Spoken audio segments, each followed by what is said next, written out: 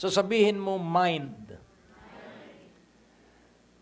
Ang pagtatagumpay po ay nagsisimula ay sa isipan.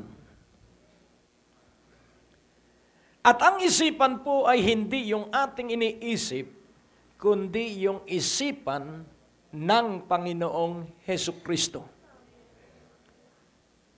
Let this mind be in you, which was also in Christ Jesus. Verse 6. Who, being in the form of God, thought it not robbery to be equal with God. Atin pong pansinin, ito po ay nagpapahayag at nagsisiwalat ng kababaang loob. Who, being in the form of God, siya, si Jesus. Bagamat siya ay nasa anyo ng Diyos, pansinin po natin yung thoughts. Saan po nandun ang thoughts? Nasa mind. Hello. So sa loob ng kanyang isipan ay pag-iisip. Thought it not robbery to be equal with God. Hindi niya inisip na ipantay niya ang kanyang sarili sa Diyos. Bagamat siya ay totoong Diyos, siya ay nagkatawang tao.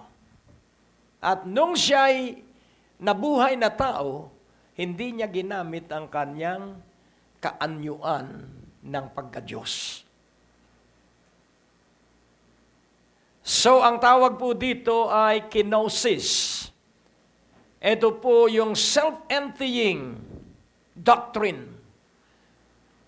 Pag-aalis ng sarili, sapagkat hanggat ang tao, hanggat ang isang mananampalataya ay pinahahalagahan ng kanyang sarili, ang laging pasusundin niya sa kanya ay ang Diyos at hindi siya ang susunod sa Diyos. Kaya pansinin po natin, ang tao ang gusto'y siya ang masusunod at gusto ng maraming Kristiyano ang Diyos ang susunod sa kanya. Nakagugulat sapagkat ang World Mission Organization ay nakakitaan ng ganito.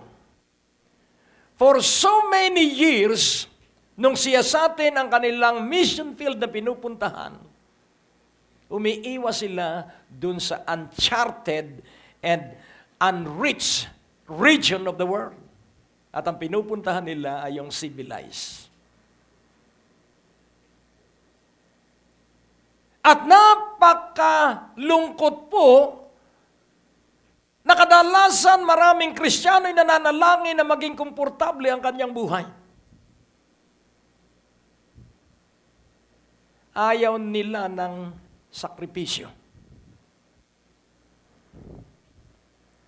Being in the form of God. True and real and genuine Christianity are those who are patient and sacrificial in their day-to-day living. Verse 7, but made himself of no reputation, and took upon him the form of a servant, thought it not robbery, though he is in the form of God, thought it not robbery to be equal with God, and took upon himself the form of a servant, and was made in the likeness of men. Verse 8, and being found in fashion as a man, he humbled himself. So, isa po ang linalaman ng mga talata from 5 to 8, humility. Learn of me, for I am meek and humble of heart. Kaya magulo ang daigdig sapagkat ang palagay ng mga tao sila'y mas magaling sa kanilang kapwa-tao. Kaya magulo ang simbahan, akala ng mga miyembro sila'y magagaling. No, no, no. There will be no humility kapag may nagmamagaling. At makikita mo yung mapagmataas, malakas ang boses, wala namang ginagawa. And being found in fashion as a man, he humbled himself and became obedient unto death. Even the death of the cross. This is humility. He humbled himself and became obedient. Ibinaba niya ang kanyang sarili at naging masunurin. A humble person is obedient. That is the mark of a true, humble Christian. Masunurin sa Diyos, masunurin sa magulang. Kaya kung titingnan mo ang maraming Kristiyano, bulok ang buhay dahil bulok ang pag-uugali. Hello. Ipakikita ko sa inyo ang tatlong aspeto ng buhay na dapat kayo ay naruroon. Ba't hindi ko isinasali ang aking sarili? Sapagkat ako'y matagal nang naruroon. Kaya hindi po ako naghahambog, hindi po ako nagmamataas. Sapagkat hindi lilitaw ang mga kapahayagan kung hindi mismo ako babasagin muna ng Panginoon. There will be no deeper revelation if you will not pass through the breaking of God. Remember this, that in the book of Jeremiah, the word of God is like a hammer that will break hardened and a stony heart. That the word of God is like fire that will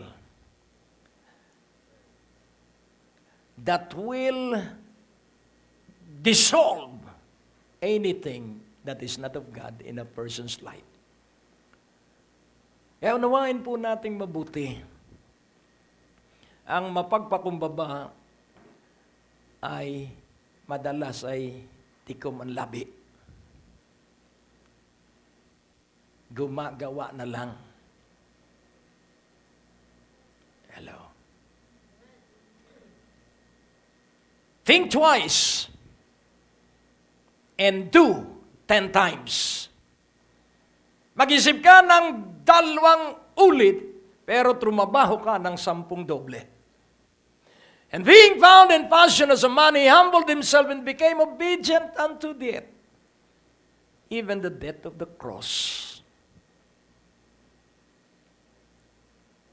Hindi kayo hihigit sa inyong Panginoon. Kung ano ako, gayon din kayo. Kaya nga po, sabi ko, Panginoon, paano ko kaya ituturo ito? Ito po ang titulo.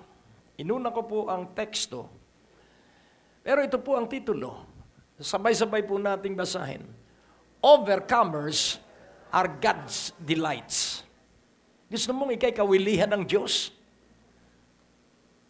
At makikita mong wiling-wili sa iyo ang Diyos sapagkat napakalalaki ng iyong pagsubok.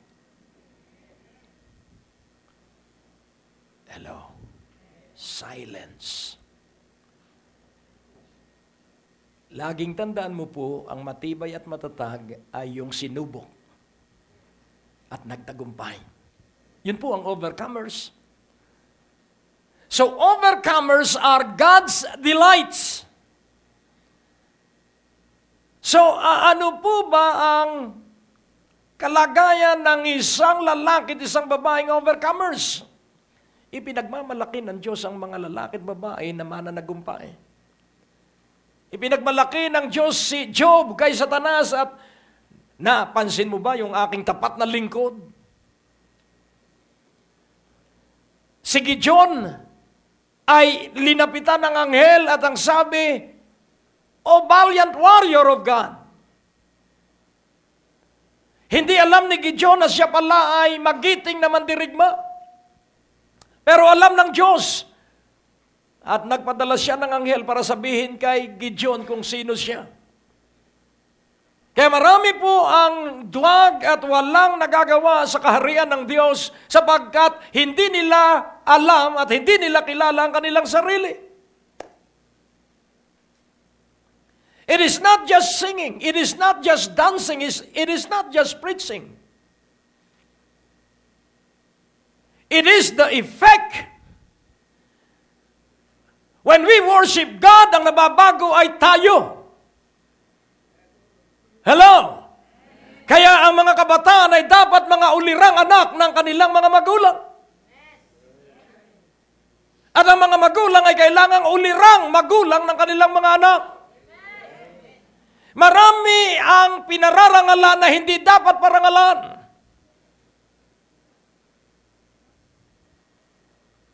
Sapagkat ang approach ng mga tao ngayon, sinapsychologize. Sinapsychologize o pinagsisinungalingan. Bihira ang matatapang na pastor na harapang sasabihin sa kanyang miyembro na ikaw ay bulok ang ugali. Dahil lilipat yon sa ibang simbahan. Pero kapag ikaw, in the light of love, ay pinagsabihan ng iyong pastor, ang ibig sabihin, mahal ka niya at ayaw niyang ikaw ay masadlak sa impyerno. Kaya nais kong ipaunawa, be an overcomer. Overcomers are God's delights. Sabi ko, Panginoon, paano ko po ito i-share at ipapangaral sa kanila? Kailangan pong sila ay mapagpala. At unawain po natin na ang Diyos natin ay walang intensyon sa iyo at sa akin. At kung maunawaan mo po ang espesyal na pabor sa atin ng Diyos, we were created in His image and likeness. And second, He bought us. He redeemed us by the blood of His Son. Dalawa pong paglikha.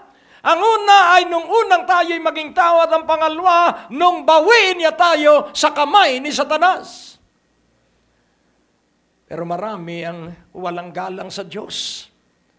Marami ang hindi nagpapasalamat sa Diyos. Samantala, ang Biblia ay napakaliwanag na handugan ng Diyos ng pagpapasalamat.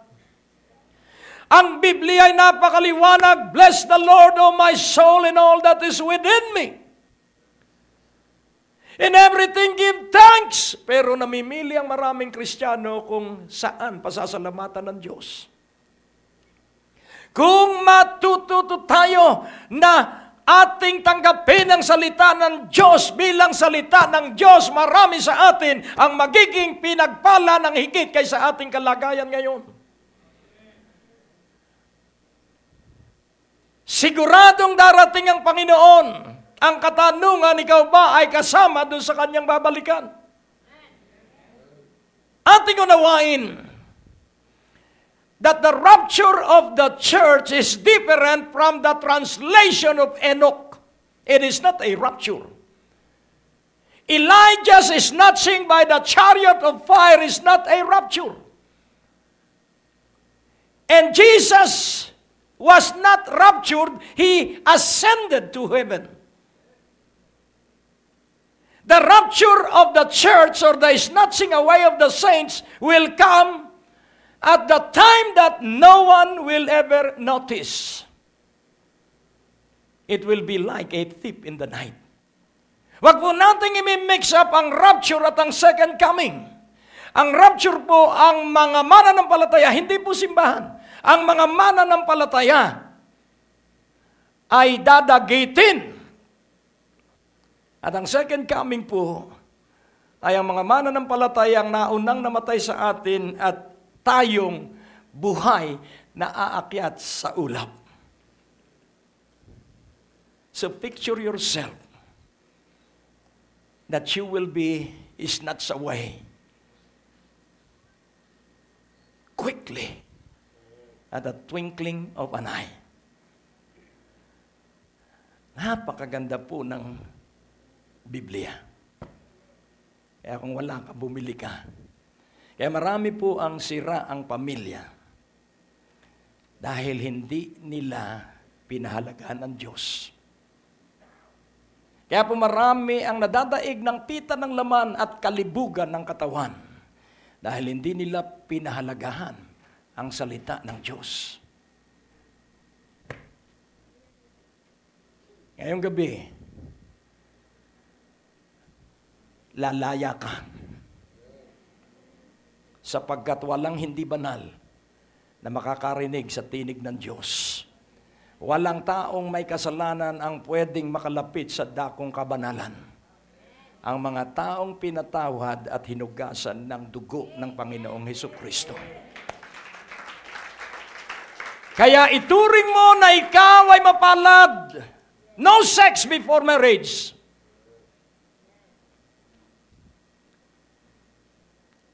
Maililihim yun ng tao, pero hindi sa harapan ng Diyos. Laging tatandaan natin, sin has consequence. Laging may malupit na haplit ng pagpaparusa ang kasalanan. At ang Diyos ay tiniyak niya na ang parusa sa kasalanan ay habang buhay yung tao, hindi sa impyerno. Darating doon. Pero habang buhay ang tao na ayaw tumalikod sa kasalanan, pahihirapan siya ng kasalanan. At ang isang taong alipin ng kasalanan, walang pakiramdam at walang utak. Sapagkat siya'y alipin ng kasalanan. Kaya by all means, lumaya ka sa kasalanan, and the only way to get out of sin is repentance. If my people who are called by my name shall humble themselves and pray, seek my face and turn from their wicked ways, then I will hear from heaven, forgive their sins, heal their business, heal their bodies, heal their lands, heal everything that is sick and disease. Napakasimple po ng salita ng Diyos. Do not complicate the simple gospel of Jesus Christ. Who are the overcomers? May tatlo po akong na alaala. First, the overcomers are those who every day offer to God their bodies as a living sacrifice. Araw-araw po ito.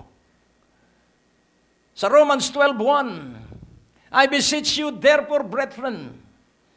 So kailangan araw-araw iniaalay natin ang ating katawan sa Diyos. Pagkagising sa umaga, ialay natin ang ating katawan sa Diyos. Sapagkat yung pag-aalay, ito ang pagsamba, hindi yung pag-awit. Hello? Tatanggapin ng Diyos ang ating pag-awit kapag nakaalay ang ating katawan. I beseech you therefore, brethren, by the mercies of God, that ye present your bodies a living sacrifice, holy, acceptable unto God, which is your worship. Praise God. So what is worship?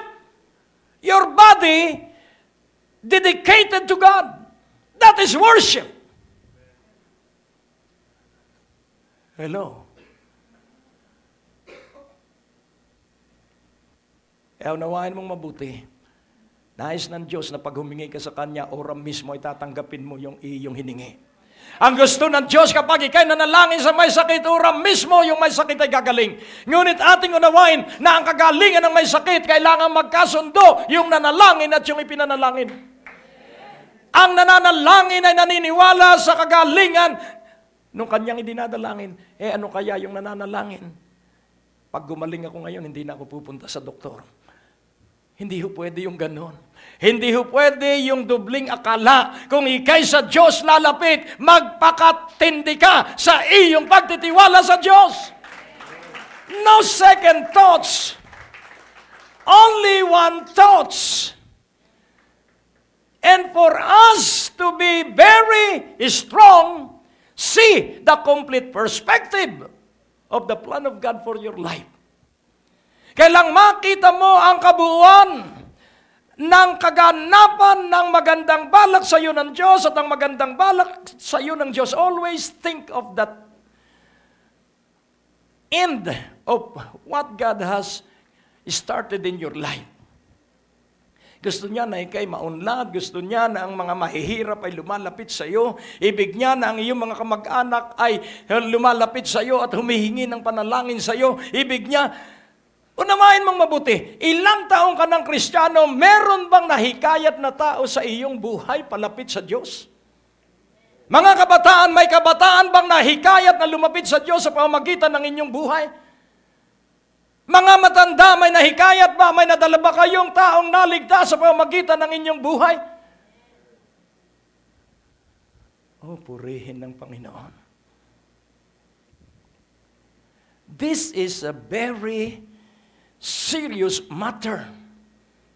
To be an overcomer, kailangang naunawaan mo na walang kabanalan, there will be no overcoming. Kailangan pong ikaw ay magpatuloy sa kabanalan at ang iyong yes ay yes at ang no ay no. Hindi ho pwede ang true or false or trolls. Kailangan po ay true kung true at false kung false. Kaya nga ating unawain, maging seryoso tayo. Sabihin mo sa iyong katabi, maging seryoso ka. Huwag mong sasayangin ang gabing ito. Because the anointing of the power of the Spirit for you to overcome. May mga tao pong iniiwasan ka. Kaya iyong pinapatay, katulad ko, ang cellphone, pinapatay ko pag minsan dahil may iniiwasan ako. At merong mga taong iniiwasan ka, kaya sa inyong lugar, umiiwas ka kahit medyo 1 kilometro ang layo, umiikot ka ng palayo. Dahil may iniiwasan ka.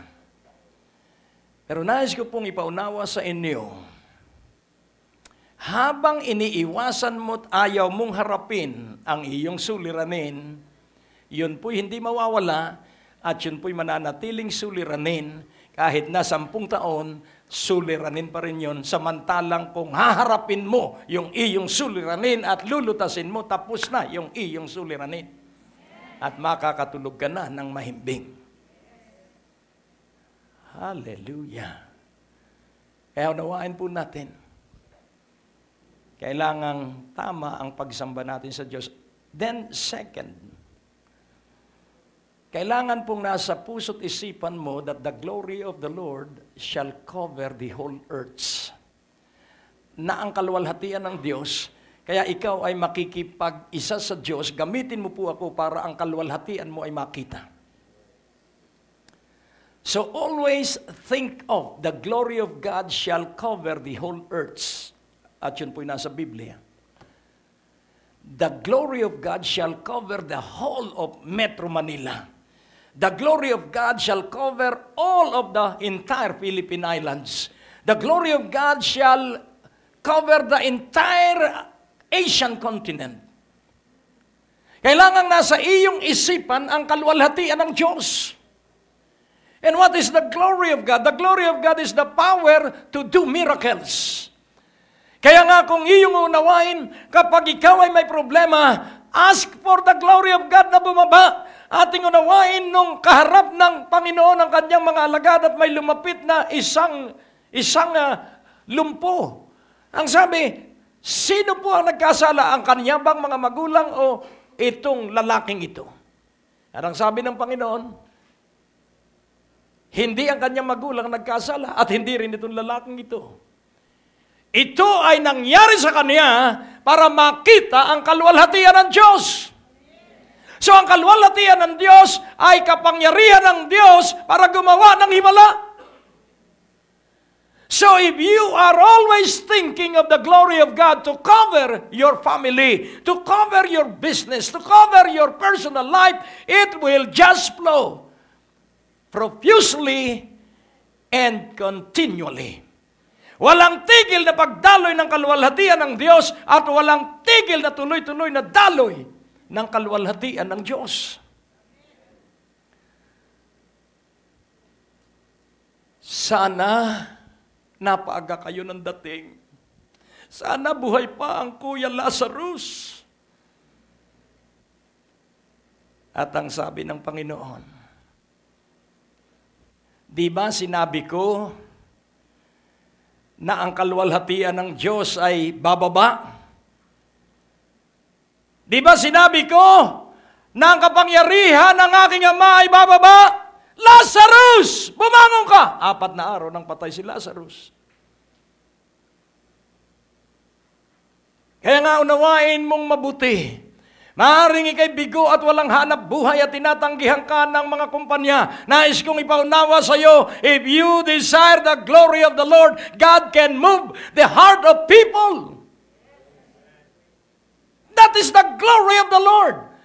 Humipo ang Diyos ng mga tao, humipo ang Diyos ng mga taong mahuhusay para ikaw ay magkaroon ng mahusay na buhay.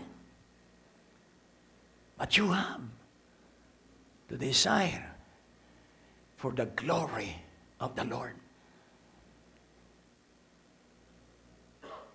Pag sumasakit po ba ang iyong tiyan? Pag sumasakit ba ang iyong mga kasukasuan?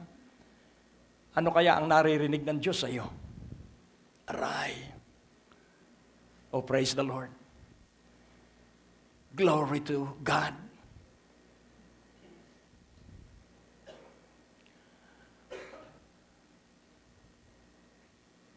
Sabi ko po sa inyo, magiging kayong puspos ng anointing of the Spirit of an overcomer. Because overcomers delights God. Yun lamang pong mananagumpay, kaya kailangan lagi kang nakangiti. Katulad nung first runner-up natin sa Miss World. Masaya siya. Ganito ang kanyang kaway. Kailangan lagi kang masaya. Amen. Kaya nga, unawain mo mabuti. Ika'y Pilipino at espesyal ang pagkalikha sa atin. Ang Pilipinas ay espesyal na itinatag ng Diyos para sa espesyal na lahi. Kaya kailangang ikaw ay makapangyarihang manindigan sa espesyal mong pagkalikha.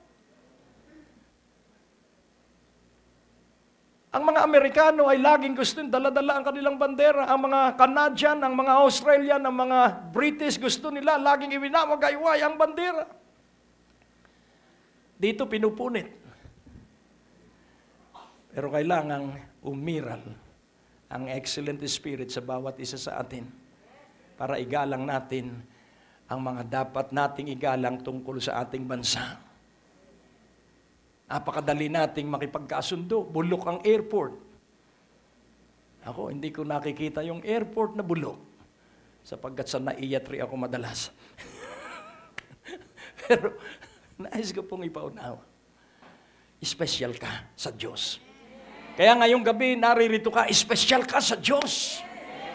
Hindi pinag-uusapan dito ang laki ng iyong kasalanan, hindi pinag-uusapan dito ang dami ng iyong kabulukan, hindi pinag-uusapan dito sapagkat ngayong gabi magtatapos yung kasalanan yon, ngayong gabi magtatapos yung kabulukan yon, at ikay ililipat ng Diyos. There will be a revision of your life. Tonight there will be a revision of your life. Oh, purihin ang Panginoon.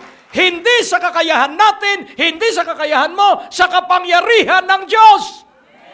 Oh, purihin ang Panginoon. Nais ko pong ipaunawa na ang ginagantimpalaan lamang ay ang mga overcomers. So present your body and always think of the glory of the Lord. And then thirdly, imitate Jesus Christ. And how shall we imitate Jesus Christ? Investigate His life. Pag-aralan mo po yung kanyang paglakad. Nasa Biblia po yun. Siyasatin mo yung kanyang pakikipagkwentuhan. Siyasatin mo yung kanyang panalangin. So pansinin po natin, ang Panginoong Hesukristo ay nagtagumpay laban sa mga demonyo at lalo na kay Satanas. Nais kong inyong maunawaan na tinapos ng Panginoon ang labanan sa himpapawid. Ang ating kalaban ay hindi tao. Ang kalaban natin ay ang mga spiritual wickedness in the heavenlies. At wala tayong lakas at wala tayong kapangyarihan doon, malibang sa kapangyarihan ng dugo ng Panginoong Hesukristo, ng pangalan ng Panginoong Hesukristo, at ng salita ng Panginoong Hesukristo. These are powerful weapons. The name of Jesus, the blood of Jesus, the word of Jesus. Supunuin mo ang iyong arsenal.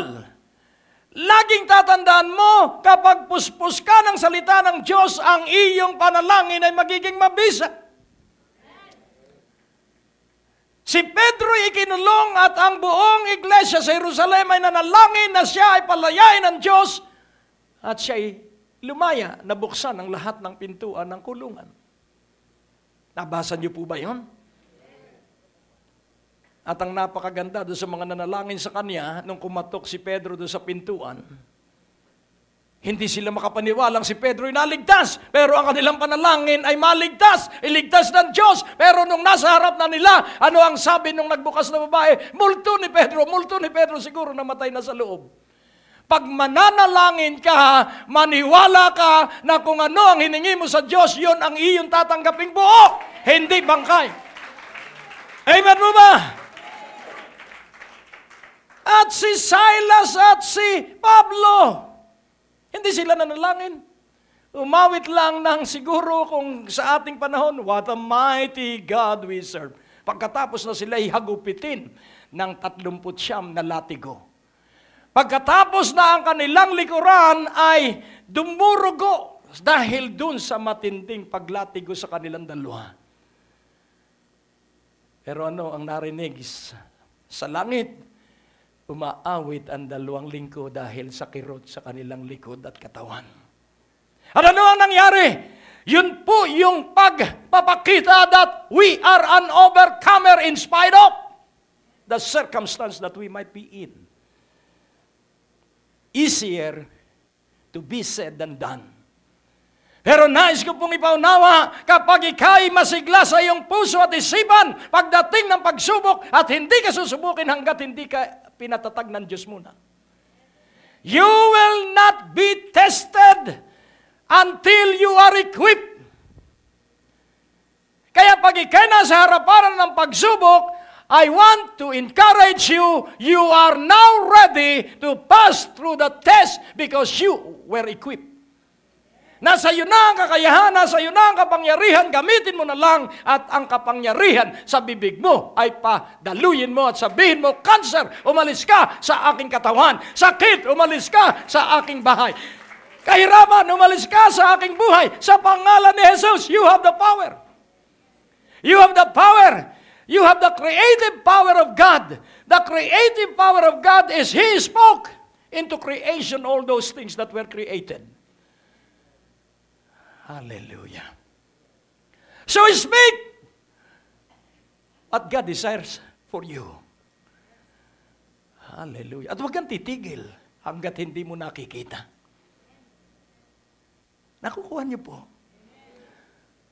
Oh, purihin ang Panginoon. Sabi naming mag-asawa, maging scholar ang aming mga anak. Lahat po sila ay nagtapos na walang tuition fee. Hello. Why?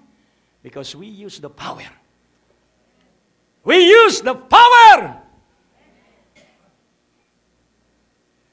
So use the power that God has given you. An overcomer is a man or a woman that speak out the word. Remember this. Lininis na ng Panginoong Jesus ang alapaap. Huwag kang matatakot sa mga mangkukulam.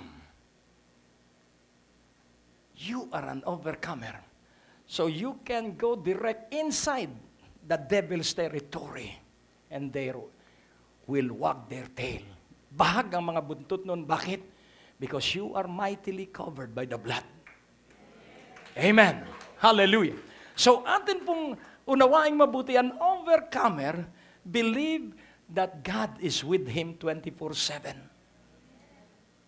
Hallelujah. It is in the mind. It is start always in the mind. What you believe is what you can conceive, and what you can conceive is what you can perceive, and what you can perceive is what you will receive. ang iyong pinaniniwalaan, ang iyong maintindihan at ang iyong naintindihan, ang iyong mauunawaan at ang iyong naunawaan, ang iyong isasagawa at ang iyong isinagawa, ang iyong tatanggapin. Kaya kung ang lahat lamang ng Kristiyano ay mabubuhay na overcomer, ang magiging mayaman sa ibabaw ng lupa ay ang simbahan. Pero kadalasan ng maraming Kristiyano ay gusto na lang siya ay pulubi. Lord, pahingi nga po ng pantuition. Lord, pahingi nga po ng pamasahe pagdalo sa revival. Bakit kahihingi ng pakonti-konti ay sa iyo na ang buong langit dahil kay Kristo? Hello? Amen! Hallelujah! Everything in heaven and on earth belong to Jesus Christ, and everything that Jesus has belong to us because we are co-heir with Jesus. Don't you understand that we are blessed with all spiritual blessings in the heavenly places? Gamitin mo yung iyong mga pagpapala. Kaya nga, napakaganda pong alalahanin ng pagtatagumpay ng mga tunay na nagtitiwala sa Diyos. So how shall you overcome the devil? Sa Revelation 12:11, gamitin mo po itong iyong natututunan ngayong gabi. And they, sabay-sabay, and they overcame him by the blood of the Lamb. Who is the him? Who? You overcame Jesus? The devil. And they overcame Satan by the blood of the Lamb and by the word of their testimony, and they loved not their lives unto the death. Yun pong him ay si Satanas, ang dyablo. Sapagkat dito po sa bahaging ito ng Revelation, itinakwil na sa langit si Satanas at nasa ibabaw na ng lupa at yun ang mangyayari sa huling panahon. Hallelujah. Tingnan natin ang verse 10. At para makita ninyo yung hymn. And I heard a loud voice saying in heaven, now is come salvation and strength in the kingdom of our God and the power of His Christ, for the accuser of our brethren is cast down, which accused them before our God day and night. Verse 11, and they overcame the accuser of the brethren by the blood of the Lamb. When the devil accuse you that you will die of cancer, use the blood of the Lamb, use the testimony of Jesus Christ, not your testimony. You have to testify bluntly to the face of the devil that Jesus died for me, that Jesus received the stripes, therefore I am completely healed. At habang ikaw po'y tumatayo, lalong kikirot yan. Because that is warfare. Saan po ba nagkaroon ng digmaan na walang sugatan? Sa bawat digmaan po may nasusugatan. Pero makikita po natin, katulad ni Sergeant Alvin York ng American Army, siya ay na-drop sa army at siya ay nag-report at ang sabi niya, pwede po ba sir na ako muna'y manalangin para tsakin ko kung ako nga ay papasok sa army? Court martial po yun. Pero gusto niyang matyak na kasama niya ang Diyos sa pagpasok niya sa pagiging sundalo. At siya nanalangin. At natyak niya at ang sabi, sir, sundalo na po ako. At itong si Sergeant Alvin York ay nakapagpasuko, bare hand, nakapagpasuko rin siya ng 1 battalion of German army. Why? Because God is with him. That is the glory of God. Maaring nakatingin kayo sa akin ng ganyan. Pero pag ginamit mo itong naririnig mong ito, magugulat ka. Kikilos ang kapangyarihan ng Diyos. Tagutom sa lungsod ng Jerusalem. Tagutom. At galit na galit yung hari. At ang sabi niya, mahawakan ko lang yung Elisha yan. Siya'y aking papatayin sapagkat siya ang dahilan kung bakit may tagutom, kung bakit may cannibalism sa lungsod. Kinakain ng mga sanggol ng dalawang pamilya. Kinakain ang bungo ng asno. Kinakain ang tae ng mga kalapati. Dahil sobra ang kanilang gutom at ang hari ay nakadamit sako at nakapatong ang abo sa kanya at siya galit na galit. Galit na galit siya. At ang sabi niya, nasang bayang Elisha yan. At ang sabi ng kanyang pinagkakatiwala ang pinuno, nandun po sa isang lugar. Puntahan ninyo at hulihin at patayin. Bakit po kaya galit yung hari? Galit po yung hari dahil sa pangyayari. Ito po ang kasaysayan ng Biblia. Nagulumihanan ang Aramean king o Syrian king.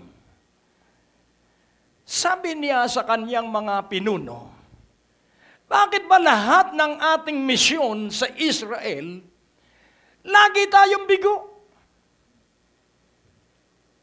Natuklasan ang ating mga tiktik na naroon sila at pagdating natin doon, nasa kabilang dako sila. Meron bang espiya sa aking paligid? At ang sabi ng isang pinuno niya, wala pong espiya, mahal na hari. Meron po silang mighty weapon sa Israel. Meron po silang isang lalaking ang pangalay Elisha na kahit wala dito rinig ang lahat ng iyong sinasabi. Wow!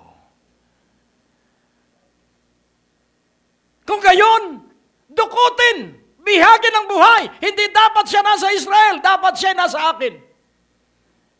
At ipinadala ang mga chariots, ipinadala ang buong pwersa dahil alam nila na itong Elisha ito sinasamahan ng Diyos. At kung alam mo lamang na sinasamahan ka ng Diyos, ang buong impyerno ay matatakot sa iyo. Pero ang nangyayari, tayo ang takot, kayo ang takot. Dahil hindi ka naniniwalang kasama mo ang Diyos. Kaya kung hawakan mo ang cellphone, pagsakay mo ng jeep ay talagang sana wag mapansin, sana wag mapansin. Hello? Are you an overcomer? Or are you fearful? So, nakita ni Gehazi nung alipin. O hindi Gehazi, kay Elijah si Gehazi. Nakita nung alipin. Umagang-umaga, maghahanda siya ng almusal. At ang sabi niya, Panginoon, may dala akong mabuting balita at masama. Ano ang mabuting balita? Ipinaghanda kita ng paborito mong almusal. Oh, salamat. Eh ano naman yung masamang balita? Narito po ang buong Persa ng Syria, dadakpin ka. At ang sabi ni Elisha, hindi masamang balita yan. Sapagkat mas marami ang kakampi natin kaysa kanila. Paano po nangyari yun? At nanalangin ang propeta. Buksan ng Diyos ang iyong paningin. Nais kong ipaunawa na ikay may kapangyarihang manalangin. Kapag ikay nanalangin na huwag umulan ng 3 taon kalahati, hindi uulan ng 3 taon kalahati. At inong manalangin si Elijah na umulan. Kaya pag ikay nanalangin ang kanser ay mawawala ang kanser dahil pararangalan ng Diyos ang iyong panalangin. Huwag mong iaasa sa iba ang iyong himala. Oh, purihin ng Panginoon. Yun po ang illusion na niwala ang mga maraming Kristiyano na pastor lamang ang makapapanalangin ng kagalingan. Hindi po. All the saints has the power and the authority to release the power of healing. You have the power and you have the authority. Oh, hallelujah. Eh, ang sabi ni Elijah, Diyos ko, buksan mo ang kanyang isipan. At nabuksan ang kanyang isipan, nagulat siya, ang dami nga pala natin. Panginoon, ang dami nga po pala natin. Talagang marami tayo. Kaya ako'y matapang dahil marami ang panig sa atin kaysa kanila. At yun ang katotohanan. Mas marami ang nasa paligid mo na anghel. Hukbo ng langit. Oh, kung mauunawaan mo lamang ito, maghahanap ka lagi ng revival, to be revived, to be renewed, to be strengthened, to be revised into a new level of faith. Oh, purihin ng Panginoon. At nanalangin ulit si Elisha, sarhan mo ang kanilang mga mata. At ang sabi ni Elisha, na bulag lahat yung mga sundalo. At ang sabi ni Elisha doon sa pinakang pinuno, humawa ka sa aking kamay at sumunod ka sa akin. At dinala niya sa kaharian. At tuwan-tuwa yung hari. At ang sabi, Panginoon, Panginoon, ang tawag nila sa propeta ay Panginoon. Ano po ang aming gagawin? Papatayin na, uubusin na ba namin yung mga sundalong yan? Wag! Love your enemies. Feed the hungry. Do favor to the ungodly. Pray. At pinakain nila. Kaya gano'n na lamang ang galit ng hari. Dahil kung inubos niya, yung Syrian army, after several years, yun yung lumusob sa kanila na nakapaligid sa kanila. Pero laging unawain mo po ang sinasabi ng Biblia, ang sinasabi ng salita ng Diyos, may kasunod na malalaking himalang gagawin ng Diyos. Kaya ang sabi ng propeta doon sa pinuno ng hari ng Israel, bukas, sabihin mo bukas, bukas, sa ganito ring oras, darating ang kasaganan sa Jerusalem. Kaya bukas, sa ganito ring oras, darating ang inyong kasaganan if you believe. If you believe, if you believe, if you believe, if you believe. Hallelujah. Kaya nais kong ipaunawa sa inyo na hindi tayo naglalaro. Ito ay seryosong bagay. Ito ay mahalagang bagay. And if you side with God, then the entire host of heaven will be with you forever. Hallelujah. Hallelujah. Shout hallelujah. Hallelujah. Hallelujah. Ang Diyos po ay napakabuti. Ang Diyos po ay napakabuti. Walang katulad ang kanyang kabutihan. At gumamit siya ng 4 na may ketong para kunin at samsamin ang lahat ng yaman ng buong hukbo.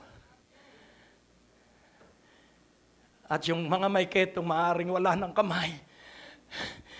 Doon patay tayo. Doon patay din tayo. Pero doon may pagkain, dito'y wala. Doon tayo sa may pagkain kahit tayo mamatay. Nais kong ipaunawa sa iyo, kahit nalumpo ka sa iyong pananampalataya, ikay kumilos at gumawa ka ng iba ngayon. Humakbang ka ng kakaiba ngayon.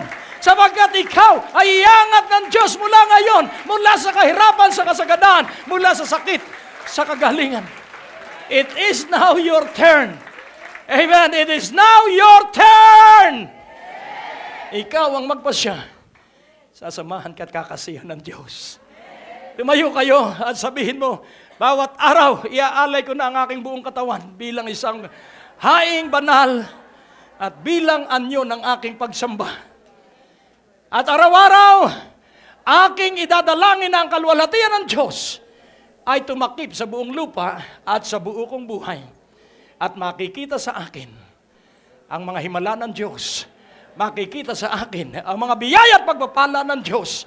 At ito'y gagamitin ko sa pagpaparangal, pagluwalhati, at pagdakila sa dakilang pangalan ng Diyos kay Kristo Jesus. Bukas, sa ganitong oras, ang kasaganaan ay akin. Ang kagalingan ay akin. Inaangkin ko ang lahat ng mabuti sa akin. Sa pangalan ni Jesus, at ang lahat ay nagsabi ng Amen. Hallelujah. Glory.